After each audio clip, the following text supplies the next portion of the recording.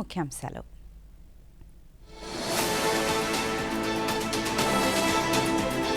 భోగాపురంలోని అల్లూరి సీతారామరాజు అంతర్జాతీయ విమానాశ్రయాన్ని జాతికి అంకితం చేసిన ప్రధాని మోదీ.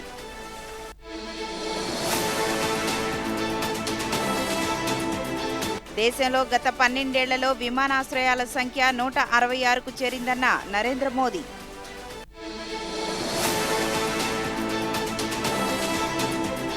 గిరిజన సంప్రదాయ నృత్యం ధింసాను చూసి మధురానుభూతికి లోనైనట్లు ప్రధాని నరేంద్ర మోదీ వెల్లడి.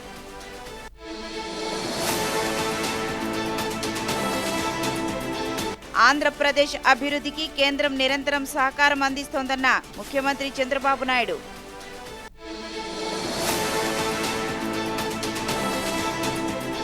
నషాముక్త్ యువ ఫర్ వికసిత్ భారత్ ప్రచారాన్ని రేపు ప్రారంభించనున్న ప్రధాని మోదీ.